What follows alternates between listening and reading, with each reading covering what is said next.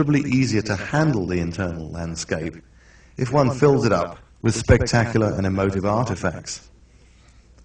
The continuing popularity of Satanism amongst agnostics is testimony enough to this. There is some reality to the tradition of demonic pacts. Whatever is accepted into the internal landscape becomes part of you and will grow if fed. There is always a danger that design faults in an internal landscape lead to a progressive detachment from the external landscape. Then he who would be a magician ends up merely as an internal landscape gardener, or mystic, as he usually dignifies himself. Modern Kabbalah, in which I include the whole vast overflown edifice of correspondences between archaic pantheons, metals, plants, stones, tarot and astrology, can often be more of an obstruction than an aid to magic. Those who attempt to use the system in its entirety tend to be too preoccupied with patching incongruent maps to each other and to their experience of the outer landscape to actually do much effective magic. Partly as a reaction to such stultifying systematization, and partly out of a desire to evolve a pure magic which is structuralist, eclectic, and free of transcendental contaminants, a freestyle tradition is developing. The principles behind the freestyle or chaos tradition are that there is usually plenty of material already in one's internal landscape, that deficiencies can be made good by blatant invention or theft of appealing symbols from any other system, and that all methods of gnosis are interchangeable. Nothing is sacred unless one finds it is useful to regard it as so. The personal arcanum is a natural source for internal landscape material. Everyone will find themselves richly endowed with fears, terrors, lusts and desires if they look. And what better material to manufacture gods and demons from is there?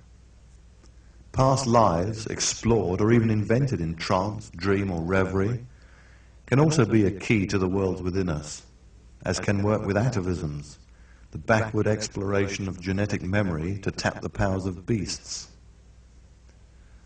To re-establish participation in natural phenomena, the magician may need to re-mythologize his internal landscape. It is easier to call down lightning or quell a sea storm via one's concept of Thor or Poseidon than it is by direct will alone. The reason for this, and indeed for the oblique nature of most spells in general, is that our unconscious is far better at magic than our conscious mind. Sigils, spell procedures, and entity visualizations keep the conscious mind occupied with a complex tangential activity while sending a simple message, insulated from conscious interference, to the mighty subconscious. Some magicians find it expedient to create fetishes and visualizations of machine entities for psychic interaction with computers or complex and temperamental mechanical devices. The same principle applies to divination. The conscious mind is deliberately preoccupied with manipulating a net of symbols in which clairvoyant messages from the psychic subconscious can be caught. The subconscious is a highly imprecise term drawn from materialist psychology.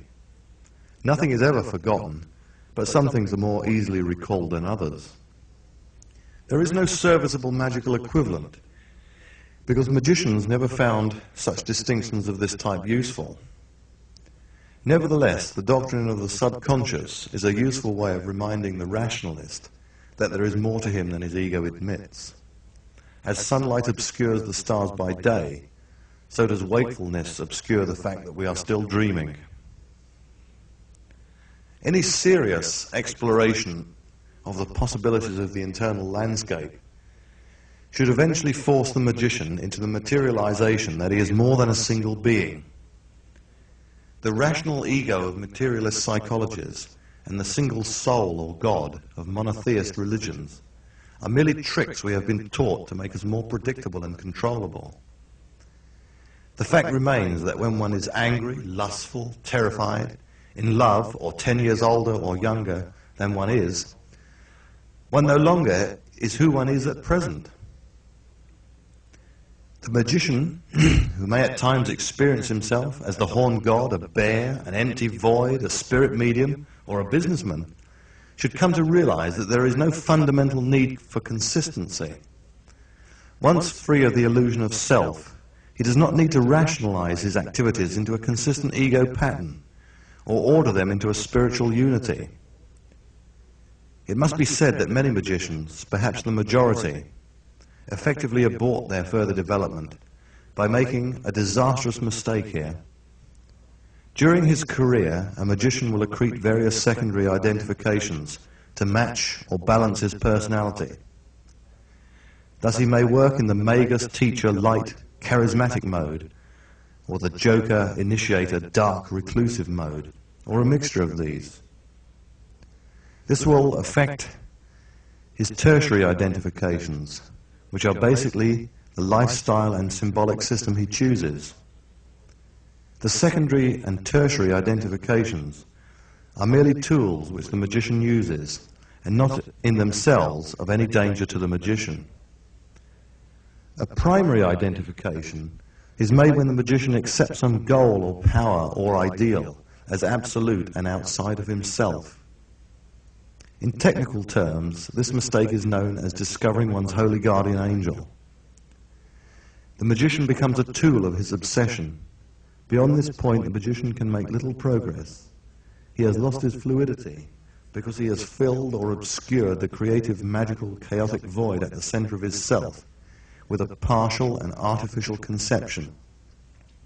In effect, he has simply become a transcendentalist or ideologue by a very roundabout route, even if he still dabbles in magic. But for the true magician, nothing is true and everything is permitted, which is to say that all ultimate truths are lies, and that anything he does is justified simply by his doing it. By accepting that he is a colonial being, the magician is able to unlock the wealth within. He whose name is Legion can do anything, and that is, of course, what the priests and politicians have always been afraid of.